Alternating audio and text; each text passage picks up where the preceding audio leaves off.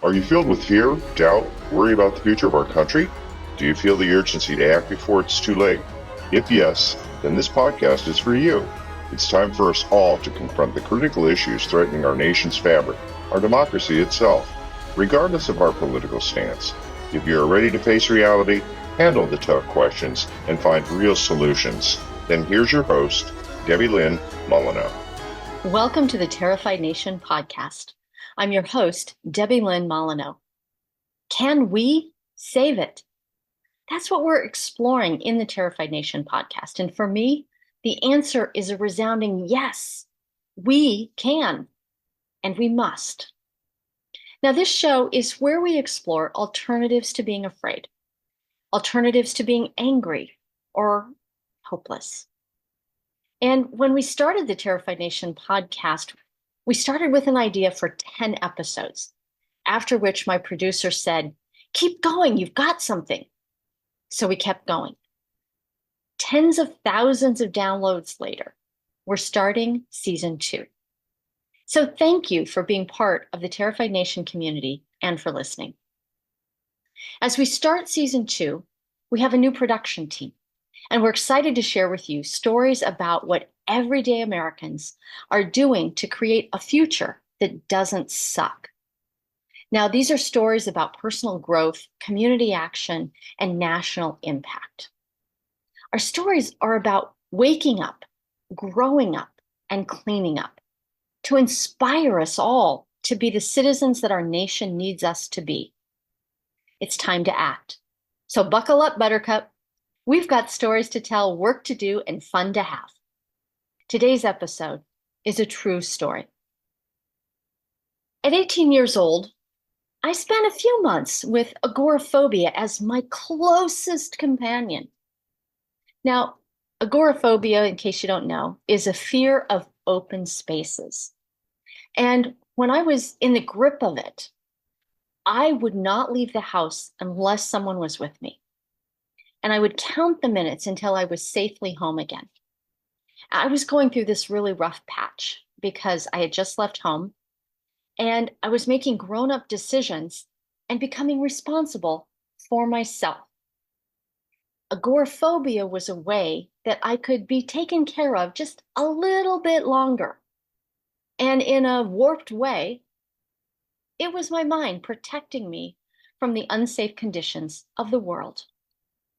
So one day, I'm sitting in the living room and I hear this noise outside the front door. My fight or flight response goes off.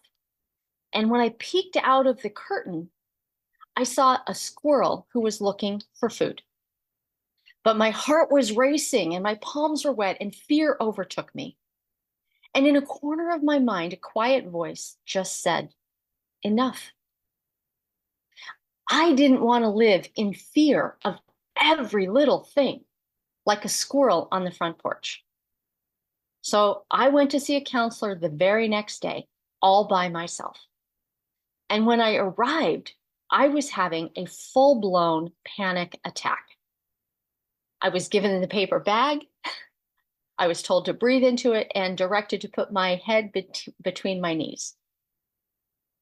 And somewhere in the midst of these experiences, both the squirrel and the brown paper bag, my sense of humor surfaced. You can hear it now. I started laughing at myself because the absurdity of being afraid of a squirrel or wondering how funny that I must look with this paper bag and my head between my knees. Laughter in the face of fear was really just a way for me to observe what was happening at the same time I was feeling and experiencing the fear. The grip of the phobia loosened when I could laugh at it. And since that stage of my life, I have rarely thought about agoraphobia as part of me. Now, the fear hasn't completely vanished because I prefer cozy hidden spaces to wide open spaces. So in May of 2024, I spent 10 days on Freedom Plaza. Now, this plaza is this vast open space in the heart of Washington, D.C. It sits between the Capitol and the White House. And every morning of the exhibit, I dreaded helping my friend with her art exhibit. And dread was such a strong feeling for engaging with the public, which is something that I do almost every day. It just did not make any sense. When I would arrive on site, I would connect with the other workers and the volunteers. I would listen to visitor stories as they shared their experience at the event, at the exhibit. And then I would clean up at the end of each day, and I would go home exhausted, far more exhausted than could be explained physically.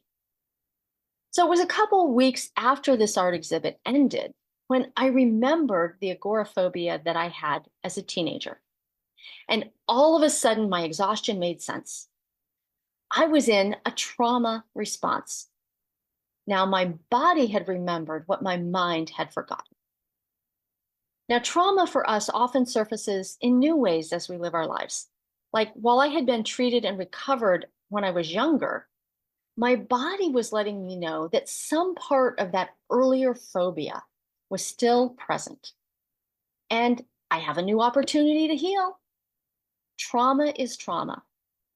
And I was lucky that mine was both self-induced and only mildly disrupted my life for a few months. And in this current iteration of it, it just left me exhausted. So healing from trauma really requires us to look at why we feel the trauma, what happened, and what story or meaning we tell ourselves about what happened. So with the initial agoraphobia, what happened was that I left home before graduating from high school. And I took responsibility for myself as best I could. It was the best option at the time that my 18-year-old or 17-year-old self believed. The story that I told myself upon leaving home was that I just couldn't take living at home with those restrictions placed upon me. I told myself I would be better off on my own, with a little help from Grandma, who gave me wings without strings. I told myself I can't rely on any other family members. And I decided that reliance on others made me less than and magically somehow gave them power over me. I decided to be on my own. And as you listen to this, you can hear that I'm doing the dramatic teenage voice thing in these stories because every decision when I was 18 seemed to be about life or death. I was very dramatic and I was very strong-willed. Today, in hindsight, I wasn't nearly ready to be self-sufficient. And I'm still not. My previous self-induced trauma surfaced when I forced myself to do more than felt safe for me. And during the 10-day exhibit, I felt the same angst of my earlier self, that dramatic teenager, as I forced myself to be in this wide open space. I experienced the feeling of I have to do it myself as the old stories surfaced in my thinking. Luckily, my newer, wiser mind didn't react with a fight or flight response. I managed my feelings throughout the work, doing what was appropriate for the task. And I'm really proud of that. Nobody that was there will know that this was happening inside my mind. So even as I'm telling you this story and this retrospective on trauma, my trauma as a teenager, I'm starting to notice some facts that don't quite fit into that teenage story of self-sufficiency. Like a month before I turned 18, I had left home, never intending to return. Now, my mom had an idea for me to live with Grandma. So that came from her. It was a way that she could accept my independence and know that I was going to be safe while I finished high school. And she also paid for my counseling. So I allowed the support of both moving into another home and counseling from my mom. And in those early adult years, I also moved every few months. And my family helped me move every time. Now, if helping someone move isn't support, I don't know what is. Years later, my mom would tell me that during this time, she also offered to pay for community college for me. And I don't remember the offer. To this day, I don't remember that offer because it didn't fit into the story I was telling myself about being self-sufficient. So, what other support have I missed while being supposedly self-sufficient? Likely a lot. And today I laugh about my foibles of thinking I'm self-sufficient. Like having agoraphobia surface is, in a new way, really has helped me be aware of how I have outgrown stories that no longer serve me. I enjoy feeling supported while I remain in charge of my destiny. This is my new belief. I delight in my relationship with my mom because she is my biggest supporter. In fact, she edits every essay I write. So I just want to ask you, listener of Terrified Nation, what stories are you telling yourself today that a younger self wrote? And do those stories still serve you now? I'd love to hear from you what you are examining and how you might be healing from some trauma that you've experienced.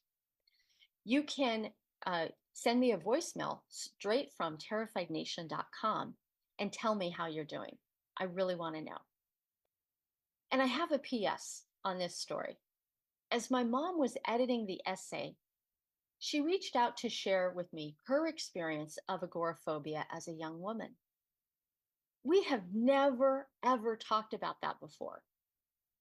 And in our quick call where she revealed this to me, I started pondering my grandmother's experience, my mother's experience, growing up in Kansas during the Dust Bowl. She lived and grew up in these vast open spaces of Kansas, and she was steeped in family self-sufficiency and tragedy, many tragedies that happened on the family farm. So, has this trauma been passed to us in our genes? That's a curious thing indeed.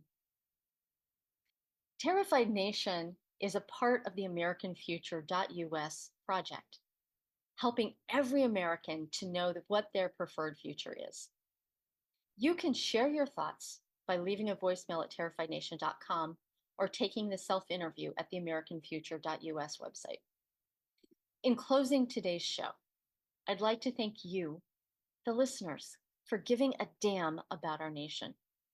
We may be a terrified nation today, but we can do better. We can save the USA. Join me next time.